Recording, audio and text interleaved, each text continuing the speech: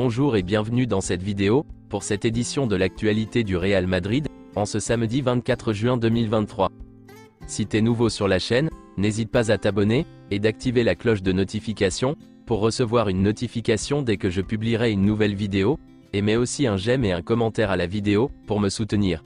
Merci, et commençons.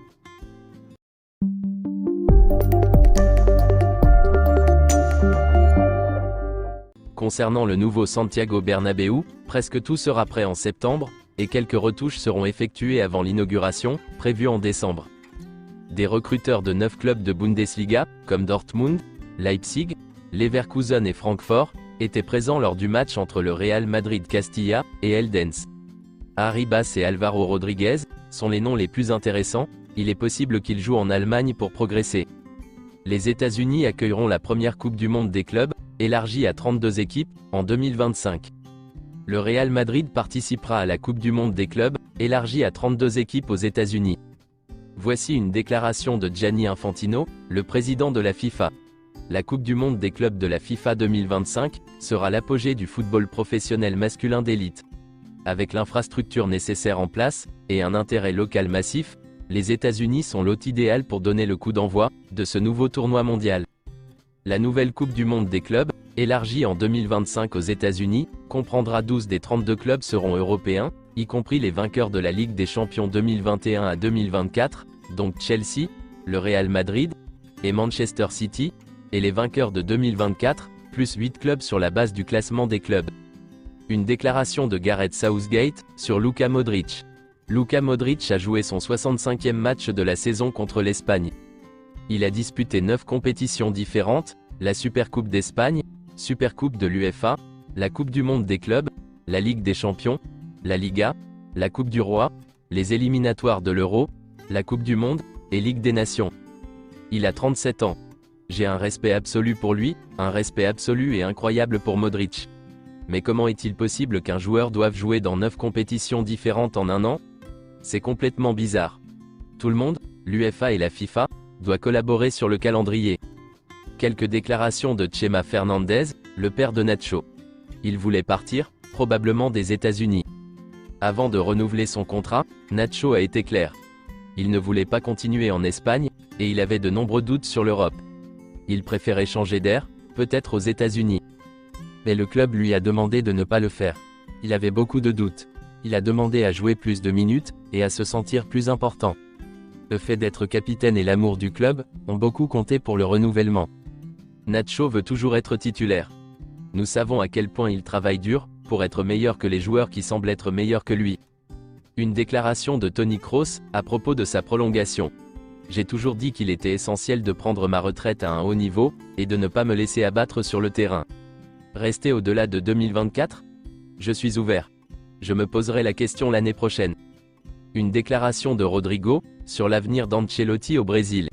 Je sais qu'Ancelotti est le plan A du Brésil, le président compte sur lui, et nous aussi.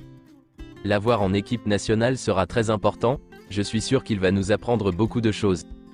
Une autre déclaration de Neymar, sur Ancelotti au Brésil. Carlo Ancelotti? Le Brésil aura le privilège d'avoir un entraîneur étranger, pour la première fois. Ancelotti est un homme qui a tout gagné. Il nous apprendra certainement beaucoup de choses. Le renouvellement du contrat de Luka Modric est clos. Les fans du Real Madrid doivent être reconnaissants, car Modric a rejeté une offre incroyable, de la part des clubs saoudiens. C'est maintenant officiel, Dani Ceballos prolonge au Real Madrid. Le Real Madrid et Dani Ceballos se sont mis d'accord, pour prolonger le contrat du joueur, qui reste lié au club jusqu'au 30 juin 2027. Selon le média espagnol AS, le Real Madrid envisage 2 options pour la doublure de Courtois. Fernando Pacheco, et Dimitrievski. Selon le même média, l'idée du Real Madrid est de payer la clause libératoire d'Arda Güler, et de le laisser en prêt à Fenerbahçe pendant un an. Mais le joueur veut sauter le pas immédiatement, et est déjà en pourparlers avec l'Ajax et Séville. Selon les dernières informations, le PSG veut vendre Kylian Mbappé maintenant.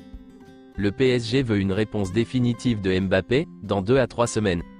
Doha est ferme. Soit il prolonge, soit il part tout de suite. L'émir l'a fait savoir à l'entourage de Kylian Mbappé. L'émir entretient de bonnes relations commerciales avec Florentino Pérez. Dans un premier temps, il va essayer de faire revenir Mbappé sur sa décision, et de le faire prolonger. En cas d'échec, il faudra le vendre. Le PSG ne veut pas faciliter la tâche au Real Madrid, mais s'il doit négocier, il le fera. Mbappé devrait arriver cet été. Le Real Madrid est désormais plus confiant dans la possibilité de recruter Kylian Mbappé cet été. Kylian Mbappé est le grand objectif du Real Madrid. Florentino Pérez rêve toujours de voir Mbappé au Real Madrid, mais il reste très prudent sur la situation. Il y a quelques jours encore, le Real Madrid était convaincu que Mbappé resterait au PSG.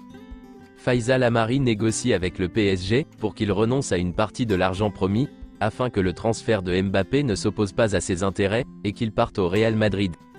La mère de Mbappé, Faiza, sait ce que le Real Madrid a offert à Mbappé s'il vient cet été, soit entre 25 et 30 millions d'euros par an. Les 125 millions d'euros que le Real Madrid était prêt à payer ne le seront que s'il vient en tant qu'agent libre. Selon le média espagnol Marca, Kylian Mbappé demandera au Real Madrid une prime à la signature d'environ 100 à 125 millions d'euros s'il décide de respecter son contrat et d'arriver libre en 2024. Mais hier dans la soirée, PSG Community, un site relayant l'actualité du PSG, a lancé une bombe sur Twitter en affirmant que Kylian Mbappé et le PSG, c'est terminé. L'attaquant va rejoindre le Real Madrid dès cet été. L'émir et Florentino Pérez se seraient mis d'accord pour un transfert de 250 millions d'euros, dont 50 millions d'euros de bonus. Les 50 millions d'euros de bonus seraient débloqués en fonction de son nombre de matchs joués et de l'obtention du Ballon d'Or. C'est tout pour cette édition de l'actualité du Real Madrid, et merci de nous avoir suivis. Abonne-toi si t'as aimé la vidéo, mets un j'aime, et à la prochaine pour plus d'infos sur le Real Madrid.